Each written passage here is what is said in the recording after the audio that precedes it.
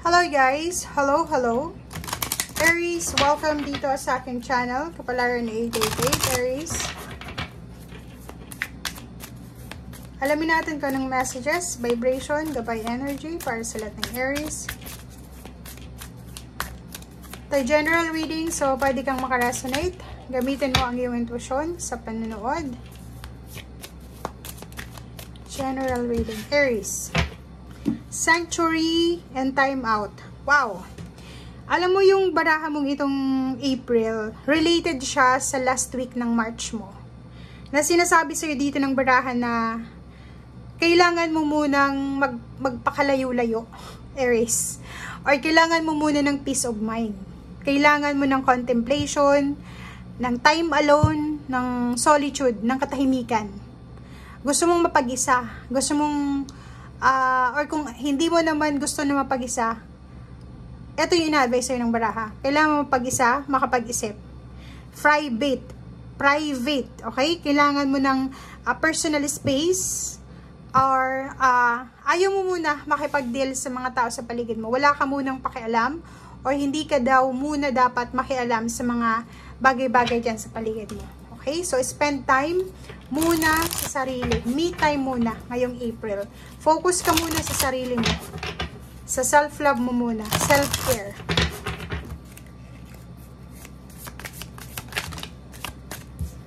Okay. Next card natin is Let Your Personality Shine, 33.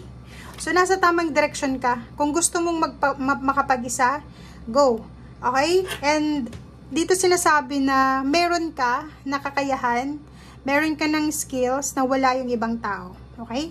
So, hindi mo dapat kino-compare yung sarili mo sa ibang tao dahil unique ka eh. May alam ka na hindi nila alam. Diba? May talent ka na hindi nila alam. May strength ka na hindi nila strength. So, hindi ka dapat nagsa-self-pity. Ang dapat dito is healing para sa sarili mo. Kailangan mong i-heal yung iyong personal na buhay. Okay? Look beyond the surface, 37, 7, 8, 9, 10, 11. 7, 8, 9, 10. So, completion siya. Kailangan natin, guys, if ever gusto mo ng completion, gusto mo ng achievements, diba? May gusto kang ma-achieve sa buhay mo, kailangan mo muna ng pag-iwas sa mga distraction. Mag-focus ka muna sa sarili mo. Yun na nga, focus ka sa sarili mo, i-motivate mo yung sarili mo, and hanapin mo yung katahimikan, 'di ba? Hanapin mo yung kung ano yung magbibigay sa iyo ng saya, kung ano yung magbibigay ng peace and harmony sa sarili mo, 'di ba? Kasi yun lang naman ang importante dito sa mundo is makuha natin yung peace and harmony. Yun yung new trend ngayon ng success, yung peaceful na buhay, 'di ba? So dito sinasabi na be at peace. Kung marami kang iniisip, balisa ka, or kung ano pa man, nagsiself-pity ka, nako, motivate yourself, and kailangan mo siguro ng mag-pray ka din, kasi minsan, yung mga negative energies, or mga negative thoughts, pumapasok yan, lalo na pag medyo nakakalimot tayo sa Panginoon. Tingnan mo.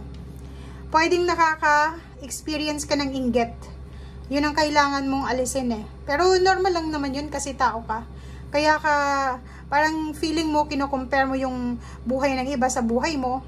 Kasi nakakaramdam ka ng inggit. Pero yung iba siguro hindi naman. But dito sa barahan to, parang ganun yung sinasabi. So, dito din, sinasabi ng baraha sa'yo dito na hindi ka makapag-desisyon. Diba? Hindi ka makapag-desisyon ngayong buwan ng Abril. Ang dami mong gustong gawin, ang dami mong gustong simulan, pero hindi ka makapag-desisyon. Parang nasa crossroad ka eh, 'di ba? Nandoon ka sa gitna, hindi mo alam kung saan ka papunta, hindi mo alam kung tama tong tatahakin mo, yung parang balisa. Kaya sinasabi ng baraha, time out ka muna sa ngayon na Abril. Bigyan mo ang sarili mo ng time na makapag-heal, mapag-isa, makapag-detox siguro, 'di ba? And if may bisyo ka, iwasan mo yung bisyo kasi hindi yan makakatulong sa'yo. Okay? The sun, be positive. And number 1, new beginnings. Kaya sinasabi ng baraha, huwag kang matakot na, halimbawa, iniisip mo siya ngayon na saan ako magsisimula. May edad na ako, kulang ako sa experiences, Diba? Parang ganon. So, parang feeling mo weak ka, feeling mo distracted ka. Yun yung kailangan mong alisan na sitwasyon, yung distraction. Okay? Isipin mo na mayroon kang talent, strength na wala yung ibang tao. Isipin mo na may kaya ka na hindi nila kaya. Okay. So, nakikita ko sir dito na, especially yung iba sa inyo dyan, if may trabaho ka, may business, kailangan mong mag-focus. Kailangan mong mag-focus sa ginagawa mo, sa trabaho mo, sa business mo, or sa kung saan pa man. And make sure na dun lang yung focus natin. Kasi pag naka-focus ka, like for example, may trabaho ka naman, tapos yung focus mo is kung magkano yung sinasahod ng kapatid mo. 'Di ba? Huwag mong i-compare sa kanya. Focus ka lang sa goals mo. Focus ka sa ginagawa mo. Oh, choices. So, nakikita ko sa'yo dito na kailangan mo talaga ng motivation. Kailangan mo ng motivation kasi kung gusto mo nga, 'di ba? May choice tayo sa buhay, may free will tayo, Aries. Walang pilitan dito sa mundo. Kung gusto mo ng maayos na buhay, kung gusto mo ng freedom sa financial, kailangan mo magtrabaho. Kung gusto mong maayos yung takbo ng buhay, yung emotional mo, trabahuhin mo yung emotional mo. Kung gusto mong gumaling sa sakit, sa temptation, sa addiction, or kung ano man na sakit ito, trabahuhin mo siya, iwasan mo siya. Problema sa pera, pwede nating trabahuhin to. Maghanap tayo ng trabaho, magtipid tayo, or pwedeng mamuhay lang tayo kung ano yung kaya natin. Okay? Okay, so nakikita ko siya dito na may mga connection ka, may mga collaboration ka, may mga kaibigan ka, kakilala, na hindi maganda para sa productivity mo. Kailangan mo nang umalis dyan sa connection na to. Kung makikita mo dito, umiinom to eh. 'Di ba?